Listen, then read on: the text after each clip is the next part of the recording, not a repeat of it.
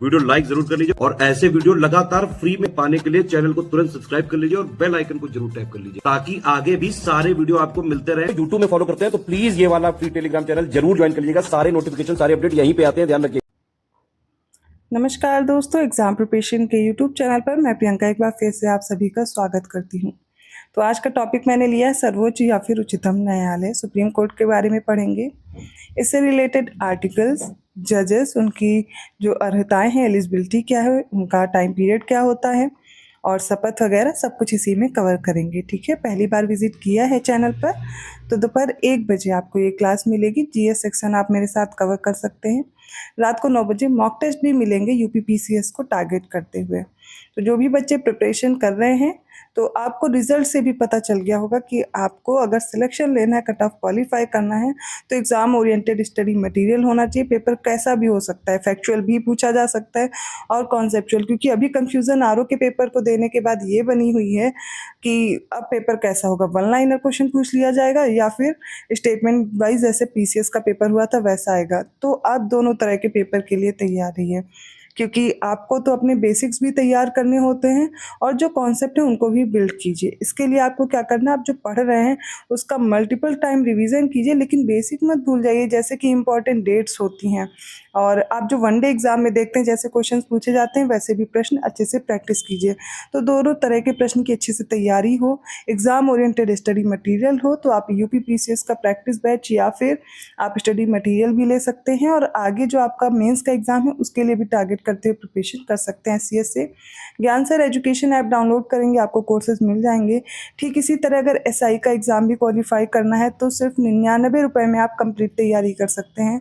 Study material मिलेगा, classes मिलेंगी, उसके साथ आप पढ़िए और 49 रुपये में प्रैक्टिस सीरीज़ है जिसमें आपको फुल लेंथ मॉक टेस्ट दिए जा रहे हैं चारों सब्जेक्ट के। तो आप बहुत ही कम प्राइस में अपनी तैयारी बेहतर कर सकते हैं और एक बार कोर्स के जो आपको डेमो क्लासेस दी गई हैं उनको ज़रूर देखिए। और जो स्टडी मटेरियल है वो आपको शॉर्ट हाई यील्ड नोट्स के साथ दिया जा रहा है जहाँ से एग्ज़ाम के टॉपिक पूछे जाने की संभावना है। ठीक है, तो कोशिश कीजिए आपको वो पढ़ना है जो एग्ज़ाम में पूछा जाता हो, ना कि वो जो आपको समझ में आ रहा हो। ठीक है, तो मेहनत तो ज़रूरी है क्योंकि ये यूपीपीसीएस या फिर आपके जो एग्ज़ाम है वो यूपीपीएससी द्वारा लिए जा रहे हैं। ये वनडे एग्ज़ाम नहीं है लेकिन वैसा हो भी सकता है। ठीक है, क्योंकि आप तैयारी किए हुए होते हैं कॉन्सेप्चुअल पेपर की, लेंदी पेपर की, लेकिन अचानक से आपके सामने अगर वन लाइनर पेपर आ जाए तो आपको दिक्कत ना हो। इसके लिए अच्छे से तैयारी कीजिए, प्रैक्टिस कीजिए क्वेश्चंस की। चलिए आज का टॉपिक स्टार्ट करते हैं। सुप्रीम कोर्ट के बारे में कुछ बेसिक फैक्ट्स आपको पता होने चाहिए। अमेरिकी संविधान के विपरीत भारतीय संविधान में क्या है, एकीकृत न्याय की व्यवस्था है, जिसमें शीर्ष स्थान पर कौन है, सुप्रीम कोर्ट है, उच्चतम न्यायालय है, इसके अधीन हाई कोर्ट्स होते हैं। तो न्यायालय की अगर श्रेणियों की बात करें तो इसमें सबसे पहले सबऑर्डिनेट कोर्ट्स आते हैं। ठीक है, उच्च न्यायालय के अधीन राज्य स्तर पर कौन होते हैं, सबऑर्डिनेट कोर्ट्स होते हैं। ये डिस्ट्रिक्ट कोर्ट और अदर सबऑर्डिनेट कोर्ट्स में डिवाइडेड होते हैं। ठीक है, जिला न्यायालय और अन्य अधीनस्थ न्यायालय, ये जो न्यायालय हैं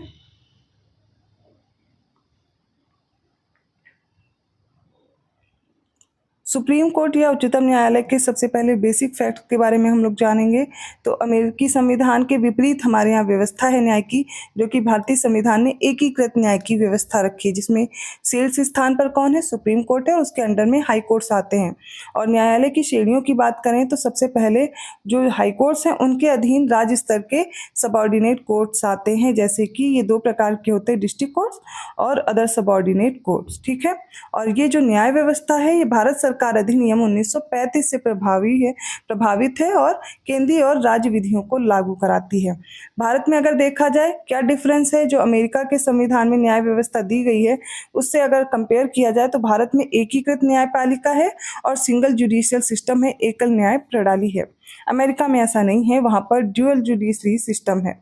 संघीय फेडरल मामलों के लिए संघ न्यायालय है, उनके पास फेडरल कोर्ट्स होते हैं और राज्य के मामलों के लिए राज्य न्यायालय या स्टेट कोर्ट्स होते हैं। भारत में कैसे गठन हुआ सुप्रीम कोर्ट का, तो 28 जनवरी 1950 को हुआ। भारत सरकार अधिनियम आया था 1935, इसके तहत संघीय न्यायालय का गठन होना था। इसका स्थान क्या था, तो उच्चतम न्यायालय ने ब्रिटिश प्रिवी काउंसिल का स्थान लिया, जो अब तक अंतिम अपीली न्यायालय था। और संविधान में न्यायालय का उल्लेख किन आर्टिकल्स में किया गया है, कौन सा पार्ट है, ये भी इम्पोर्टेंट हो जाता है। तो भारतीय संविधान का भाग 5 है, जिसमें आर्टिकल 124 से लेकर के आर्टिकल 147 तक क्या दिया गया है, उच्चतम न्यायालय के गठन, उसकी स्वतंत्रता, न्याय क्षेत्र, इसकी शक्तियां, प्रक्रिया, इन सभी का विवरण दिया गया है। संसद को भी न्यायालय के विनियमन का अधिकार होता है। आगे बढ़ने से पहले कुछ महत्वपूर्ण फैक्ट्स को देखिए। जैसे भारत के पहले मुख्य न्यायाधीश कौन थे न्यायमूर्ति, तो श्री हरिलाल जे कानिया थे। ठीक है। और नेक्स्ट है, सर्वोच्च न्यायालय के न्यायाधीश किसको अपना त्यागपत्र देते हैं, तो राष्ट्रपति को अपना त्यागपत्र देते हैं। और न्यायाधीशों के लिए सेवानिवृत्ति की आयु कितनी है, तो 65 ईयर है। किसके लिए, सुप्रीम कोर्ट के लिए। लेकिन जब हाई कोर्ट की बात होगी तो 62 ईयर्स हो जाएगी। संविधान की व्याख्या करने के लिए अंतिम अधिकार किसके पास है, तो सुप्रीम कोर्ट के पास होता है। सर्वोच्च न्यायालय को भारतीय संविधान का संरक्षक और अभिभावक कहा जाता है। फिर देखते हैं, कोलगेट आवंटन घोटाले के मामले में सुप्रीम कोर्ट ने सीबीआई को क्या कहा था, पिंजरे में बंद तोता करार दिया था। कुछ फैक्ट्स हैं जिनको तैयार करना है। सर्वोच्च न्यायालय के अधिकार क्षेत्र को बढ़ाने का अधिकार किसके पास है, तो संसद नियम बना करके, कानून बना करके, नियम बना करके क्या कर सकती है, सर्वोच्च न्यायालय का अधिकार क्षेत्र बढ़ा सकती है। भारत के सर्वोच्च न्यायालय ने गोलकनाथ बनाम पंजाब राज्य मामले में संभावित अधिनिर्णय के सिद्धांत को अपनाया है। आपको समझना होगा कि आप जो कुछ पढ़ रहे हैं उसमें आपको क्या क्या पढ़ना इंपॉर्टेंट है। जैसे कि आप सुप्रीम कोर्ट पढ़ रहे हैं, सुप्रीम कोर्ट के बारे में आपको सबसे पहले देखना पड़ेगा इंपॉर्टेंट आर्टिकल्स कौन कौन से हैं। जैसे कि मैंने 124 से 147 बताया, सारे आर्टिकल्स नहीं पूछे जाते, लेकिन एग्ज़ाम आप अगर PYQ सॉल्व किए हुए हैं तो आपको एक आइडिया लग जाता है कि कौन से आर्टिकल्स इंपॉर्टेंट हो जाते हैं। इसके बाद जो न्यायाधीश हैं, जो जजेस हैं, वो किसके सामने शपथ लेते हैं, उनकी एलिजिबिलिटी या अर्हताएं क्या हैं, किसको त्यागपत्र देंगे। ठीक है, अगर उनको उनके पद से हटाया जाना है तो उसकी क्या प्रक्रिया होती है, ये सारी चीज़ें आपको जाननी होती हैं। तो जैसा कि मैंने बताया, न्यायाधीशों के बारे में सबसे पहले हमें उनकी अर्हता पता होनी चाहिए, क्योंकि स्टेटमेंट यहाँ से भी बन जाता है। तो उच्चतम न्यायालय का न्यायाधीश बनने के लिए किसी व्यक्ति की निम्नलिखित अर्हताएं होती हैं। जैसे कि सबसे पहले उसे भारत का नागरिक होना चाहिए। नेक्स्ट क्या है, किसी भी उच्च न्यायालय में कम से कम 5 साल के लिए न्यायाधीश हो, या फिर उसे उच्च न्यायालय या विभिन्न न्यायालयों में मिलाकर 10 वर्ष तक वकील होना चाहिए। राष्ट्रपति के मत से उसे सम्मानित न्यायवादी या न्यायाधीश होना चाहिए। ठीक है, देखिए अब इसमें आपको 3 अर्हताएं दी गई हैं, लेकिन पहली और आ और बा में से कोई एक चीज़ भी होगा तो चलेगा। 5 साल कहीं पर जज हो या फिर 10 साल जो हाई कोर्ट्स हैं, ठीक है, उनमें वकील का काम किया हो। ठीक है, 10 साल। उपरोक्त में से यह स्पष्ट है, संविधान में उच्चतम न्यायालय को न्यायाधीश की नियुक्ति के लिए न्यूनतम आयु का उल्लेख नहीं है। अगर आपसे प्रश्न बनता है कि न्यूनतम आयु कितनी होनी चाहिए कोई भी न्यायाधीश बनने के लिए सुप्रीम कोर्ट में या हाई कोर्ट में, तो गलत हो जाएगा, क्योंकि यहाँ पर न्यूनतम आयु का उल्लेख नहीं किया गया है। अब अगर इनके शपथ या प्रतिज्ञान की बात करें तो उच्चतम न्यायालय के लिए नियुक्त न्यायाधीश को अपना कार्यकाल संभालने से पूर्व राष्ट्रपति या इस कार्य के लिए उसके द्वारा नियुक्त किए गए व्यक्ति के सामने निम्नलिखित शपथ लेनी होती हैं। यहाँ से क्लियर हो गया कि वो अपनी शपथ राष्ट्रपति के समक्ष लेते हैं। भारत के संविधान के प्रति सच्ची श्रद्धा और निष्ठा रखूंगा, ये उनकी शपथ है। भारत की प्रभुता और अखंडता को अक्षुण्ण रखने के लिए अपनी पूरी योग्यता, ज्ञान और विवेक से अपने पद के कर्तव्यों का भय या पक्षपात, अनुराग या द्वेष का पालन करूंगा और संविधान और विधियों की मर्यादा बनाए रखूंगा। ये सब शपथ के भाग हैं। खैर, इनको पढ़ना जरूरी है, लेकिन यहाँ पर फैक्ट ये याद रखना कि ये राष्ट्रपति के समक्ष अपना शपथ लेते हैं। अगर इनके वेतन और भत्ते की बात की जाए तो इनके वेतन, भत्ते, विशेषाधिकार, अवकाश, पेंशन, इन सभी का निर्धारण समय समय पर होता है, लेकिन किसके द्वारा? राष्ट्रपति जी नहीं, संसद के द्वारा किया जाता है। ये ध्यान रखने योग्य बात है। वित्तीय आपातकाल के दौरान इनको कम भी किया जा सकता है। 2018 में मुख्य न्यायाधीश का वेतन अगर प्रति माह बात की जाए तो 1 लाख था, अब इससे बढ़ाया गया, कितना किया गया? 2.80 लाख पर मंथ। ठीक है। अन्य न्यायाधीशों का वेतन 90,000 प्रति माह से बढ़ाकर कितना हुआ? 2.5 लाख हो गया। इसके अलावा उन्हें अन्य भत्ते भी दिए जाते हैं, निःशुल्क आवास मिलता है, अन्य सुविधाएं भी मिलती है जैसे चिकित्सा कार्ड, टेलीफोन, ये सब कुछ। सेवानिवृत्त मुख्य न्यायाधीश और अन्य न्यायाधीशों की पेंशन, उनका जो अंतिम माह का वेतन है उसका 50% माफ कीजिएगा 50% निर्धारित होता है।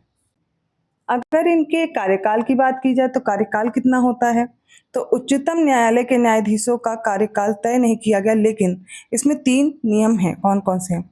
वह 65 वर्ष की आयु तक अपने पद पर बने रहेंगे। उसके मामले में किसी प्रश्न के उठने पर संसद द्वारा स्थापित संस्था इसका निर्धारण करेगी। वह राष्ट्रपति को अपना त्यागपत्र देकर के अपना पद खाली कर सकते हैं। संसद की सिफारिश पर भी राष्ट्रपति द्वारा उन्हें हटाया जा सकता है।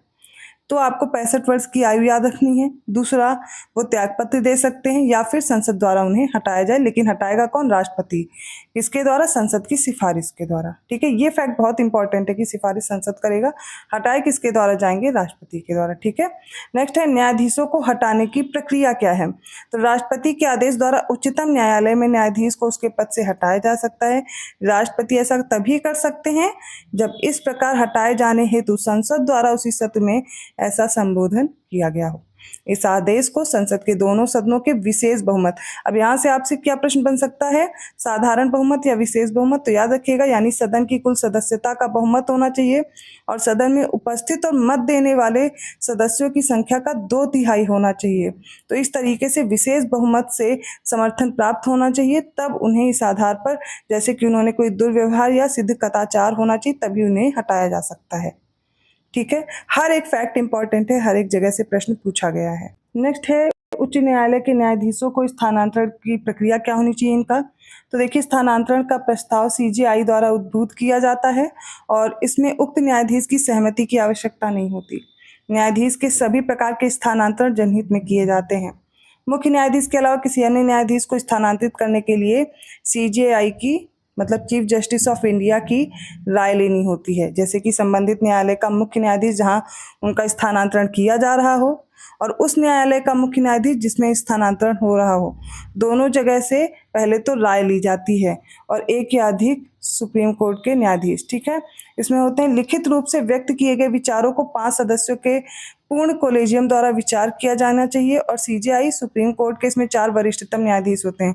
तो कोलेजियम 5 सदस्य का होगा, मतलब एक कौन होंगे? सीजेआई होंगे। 4 सुप्रीम कोर्ट के जो वरिष्ठतम न्यायाधीश होंगे वो लिखित रूप में विचार अपने व्यक्त करेंगे। स्थानांतरण की सिफारिश पहले केंद्रीय कानून मंत्री, फिर प्रधानमंत्री और फिर राष्ट्रपति के पास भेजी जाती है। तो स्थानांतरण की प्रक्रिया आपने देखी। इसके अलावा कोलेजियम प्रणाली भी आपको पढ़नी होती है और उससे रिलेटेड आपको 3 केसेस भी अच्छे से याद करने हैं और उनको मैं अगली क्लास में आर्टिकल्स के साथ कवर करूंगी। अभी जो इंपॉर्टेंट फैक्ट्स थे या इनके एलिजिबिलिटी से कोई क्वेश्चन पूछा जाता है तो गलत ना हो, वो मैंने कवर करने की कोशिश की है। आपको क्या करना है, जितना पढ़ा इसको समझिए और इसके साथ अब आपको आर्टिकल्स भी देखने हैं, तो वो आर्टिकल्स मैं कराऊंगी और सुप्रीम कोर्ट के रिलेटेड जो जजेस वाला केस है, मतलब कोलेजियम प्रणाली है, उसको डिस्कस करूंगी। उनसे भी प्रश्न पूछे जाते हैं। तो यहाँ तक मैंने कवर किया। क्लास कैसी लगी कमेंट करके ज़रूर बताइएगा। वीडियो अच्छा लगा तो लाइक ज़रूर कीजिए और जो भी बच्चे पेट का एग्ज़ाम दे चुके हैं वो परेशान मत हो कट ऑफ को लेकर के, क्योंकि जब तक कट ऑफ क्लियर नहीं हो रही है तब तक आपका मन ये हो रहा है कि पता नहीं मुझे एग्ज़ाम देने को मिलेगा या नहीं। तो देखिए, इस असमंजस की स्थिति में आप खुद को सिर्फ परेशान कर सकते हैं। वो जब कट ऑफ आएगा तभी आपको पता चलेगा, है ना। तो थोड़ा शांत रह करके आप अपनी तैयारी आगे कीजिए। अगर आपका कट ऑफ क्वालिफाई होता है तो भी आपको आगे एग्ज़ाम देना है और गलती से नहीं भी हो रहा तो आपको कुछ स्पेसिफिक वैकेंसी तब भी देने को मिलेंगी। आपने पेट दिया है तो उसको आपने तैयारी करके दिया होगा, आपके मार्क्स कम हैं या ज़्यादा हैं इससे अभी फ़र्क नहीं पड़ता, रिजल्ट आने के बाद आप देखिए। तो पहले से परेशान होने का, दुख लेने का कोई कारण नहीं है। आप बस अपनी तैयारी पे जुटिए जो आप कर सकते हैं, ठीक है। बार बार परेशान होंगे कट ऑफ को लेकर के तो सिर्फ परेशान ही रहेंगे। जब तक कट ऑफ नहीं आ जाता तो हर कोई अपना अनुमान देगा और फिर वो अनुमान अगर आपका पूरा नहीं होगा तो फिर आप उसे कोसेंगे। तो इससे अच्छा है आप अपने लिए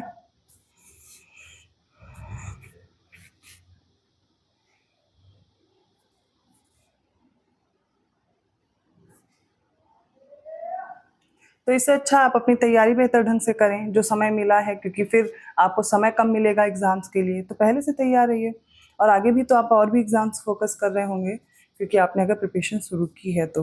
अगर कोई कन्फ्यूज़न है आप पूछ सकते हैं। बहुत जल्द ही मैं रिवीजन क्लास लाने वाली हूँ। आप सभी के मैं कमेंट ज़रूर देखती हूँ कि इसमें आप लोग कह रहे हैं कि रिवीजन सब्जेक्ट वाइज, तो कोशिश करती हूँ बहुत जल्दी स्टार्ट कर दूँगी, उसके लिए परेशान मत होइए। एग्ज़ाम टाइम में, क्योंकि मुझे 50 मोस्ट इंपॉर्टेंट टॉपिक भी आपके कराने हैं। अगर मैंने सीरीज़ स्टार्ट की तो कंप्लीट करना भी ज़रूरी है। ठीक है, मैं मिलती हूँ अगली क्लास में। धन्यवाद।